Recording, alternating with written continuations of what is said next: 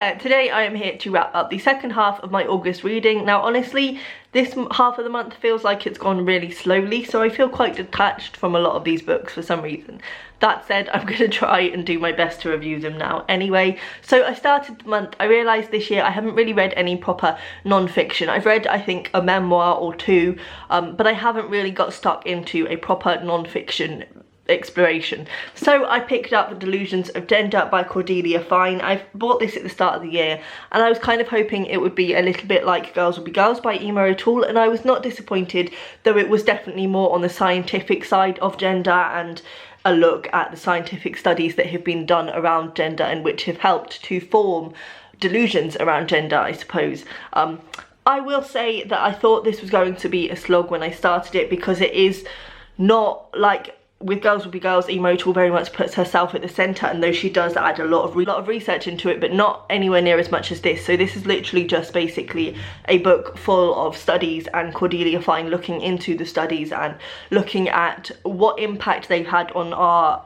idea of gender, and I suppose looking at those studies perhaps aren't as reliable as the scientists behind them would have you believe. To prove just how many studies there are mentioned in this, that's the book, that's the study notes. So, you know, there's a lot of studies in this. That said, I did think it was going to be a slog when I started reading it, and it was a really quick read. Admittedly, it took me a while to get through just because I didn't always feel like picking it up, because it was so study heavy, but as soon as I would pick it up, within a few pages I'd be completely hooked. It was a really easy read and it was fantastic and fascinating. I would say it gets a little bit repetitive, but they're really important points, so I don't think that matters. And I would also say findings in this are blood boiling and just bizarre. There are studies into gender, for example in newborn babies, where there was just no monitoring of the conditions of each, so actually the scientists were kind of using their gender delusions to impact the study results, for example treating the baby boys differently to the baby girls and things like that. There are even studies in here which are made about the emotional responses of males and females on corpses, which is just, I mean, oh dear. And also it's interesting because it looks at the way that we as women adhere to gender stereotypes and have delusions about our own gender because of the narrative that is surrounding us. So for example, it looks at studies where women are in some cases told that they can do maths and that they're good at maths and given a test and they perform well, whereas other women who are made to feel as though they can't do very well at maths automatically fail, which is very interesting. But just generally the way that males stop females from getting into high up jobs or constantly undermine females so that they feel like they can't go for jobs like that. Yeah, all these things, it's just fascinating, and I think it's good because obviously it's got the studies to back it up. So I think this is one of those books that you can read and be like, well, hold on a minute, because you can really fact out the bag in an argument where someone is saying that female inequality does not exist. Proof. Then I read The Flying Dutchman by Natalie Kudryavtsky, I think. This was sent to me by Glagoslav and it was my non-booktube review this month. I will link that down below. I won't go too much into this here other than to say that it is partly a story about a man who is on the run, living in an isolated house while he is writing a book, but the police have started to take an interest in him because of his past life, and there are also short stories in the back of this book. I was frustrated by this because it's written by a poet and the writing is absolutely gorgeous, but ultimately the plot didn't really hold together for me, and also within the short stories there was quite a lot of sexist language which made me so uncomfortable that I actually didn't read the last two. It was one of those books that I picked it up and I absolutely thought it was going to be an amazing read, and don't get me wrong, there were some beautiful parts in The Flying Dutchman itself. But yeah, I don't know, it just, there was something kind of lacking. He's definitely an author I would look out for, but I don't know, it didn't quite get there. It kind of annoyed me in the end because it was so close. Then I read Frankie Stein by Jeanette Winterson. Now, oh, I adored this book. This is about basically, as you can tell, it's a retelling of Frankenstein, and it's told both in the past and the present. And in the past, we are looking at Mary Shelley and her time she spent with Lord Byron and Percy Shelley, and also just her general life struggles. We follow her through quite a little bit of her life. And then in the present, or it's kind of the future, I suppose, we follow a transgender doctor called Rye Shelley, who is following a man called Victor Stein, I want to say. I think that's his name. Yes. And he is trying to basically develop a world in which brains can just function in boxes without bodies, and can therefore live indefinitely, and just, yeah, it's basically, he's looking into a different consciousness, I suppose. Backlash from the trans community, I get it, and I did give this book 5 stars, and then I took it down to 4 because I can't say that this is a perfect book. The representation of transgender in here is not good. I think definitely Rye Shelley, for example, is gender fluid rather than transgender, because he continually refers to the fact that he is neither male nor female. He is a hybrid in his own words, which I can understand is problematic. And also there are just wording in here that's bad. For example, Rye Shelley will say things like, when I was a woman, and, you know, there's a sexual assault scene in here, which I get what Jeanette Winterson was trying to do with it, but ultimately it just didn't. It came across as quite crass and quite inappropriate. And also just the general sense, and I know that this is an unfortunate connection, and yes, Rye Shelley is, you know, obviously Mary Shelley, so the author of their own narrative, and I liked that. Also an unavoidable aspect of Rye Shelley being a monster, because it is a Frankenstein retelling, and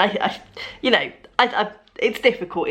Of reviews I didn't agree with, in the fact that they said that it was homophobic and racist and rude and insulting, and you know, anyone who knows Jeanette Winterson knows that isn't. Obviously that's not the case. I think it's just ill-informed, and I mainly think the editors should have picked up on things, because a few word choices different and a few scenes cut would have absolutely solved the problem. But anyway, I also don't think it's helpful to dwell on that fact, because I think if authors see other authors getting such a backlash for writing about gender difference, then less people are going to do it. And I think ultimately people need to be writing about these things, and I don't think it pays to put people off doing that. But anyway, moving on. So I really enjoyed this book, apart from that. So this is a glorious exploration of what it is to be human. I loved the Mary Shelley parts. I have to say, when I started reading it, I wasn't sure that I liked the writing, but it dragged me in anyway. I loved the Mary Shelley parts. I loved the parts in the future and the look at AI in regards to Frankenstein. It was fascinating, and I think it's one of those things that is a really obvious link to make, and yet I would never have thought of it until Jeanette Winterson did it. I would really recommend this. As I say, it's got problems. I understand why a lot of people are really angry about it, but I also think any intentional offence was meant with the writing of this book, and ultimately I think the message behind it and the language used was obviously beautiful as always, but the message behind it was really strong, and I finished it and just felt warm and fuzzy, and I really liked it. Then I finished on a bit of a low note, which was Alice by Christina Henry. I'm not gonna lie, I firstly don't think that this book is, I think it's more of a personal thing. I don't think it's a bad book. I think it's just a personal difference that we had. So I started this, and after the first 2 pages I DNF'd it officially. Picked another book, and then I just saw this in the corner and I just felt bad, and I was like, what if I just put it down prematurely, and you know, and so I carried on reading it, and throughout I was on the verge of DNFing, but there was something that kept me reading, so that's something. So this is basically a dark retelling of Alice in Wonderland, set in a world where characters like Cheshire and the Caterpillar and the White Rabbit are all these gang lords, basically, who are able to use magic. So, you know, the rabbit's ears are just magic, and the Caterpillar and Cheshire are basically just magicians. They're not cats, they're not caterpillars, that's just their sort of street names. And they are kind of all owning territories in this city, and basically Alice and Hatcher obviously the Mad Hatter, an insane asylum when they begin, and basically the asylum burns down and they go on a journey because the Jabberwock was in the basement of that asylum and is now out, and they need to stop him basically. I really liked that premise, and there's also a lot of discussion about sexual assault in here, and the whole story is kind of formed around this narrative of these gang lord men taking advantage of these girls that come to them and doing awful things to women. That I really liked, and I really loved the fact that it's a dark retelling of Alice in Wonderland. I think that's fascinating.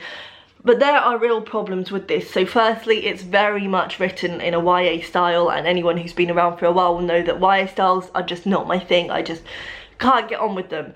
It's not a YA book, it's very much not, because the themes in here and some of the scenes are uncomfortable even for someone my age. I would not think that a teenage girl should be reading this. But it's very much written in a YA style. Also, there is this annoying thing that I hate, which is, again, I think found a lot in YA books, that there is like thought in italics sometimes, and that really bugs me, just a bugbear that I just don't like in books. And also, there's a lot of convenience in here, so actually every obstacle that Hatchet and Alice come up against, there is either someone else to take care of it, or something suddenly magical happens that takes care of it. That happened a lot in here. So ultimately, was it a good read? I can't say it was. Was it enough to keep me reading? Yes, and I think that's impressive in itself, because the premise is the only thing that kept me reading, and I do think it was enjoyable.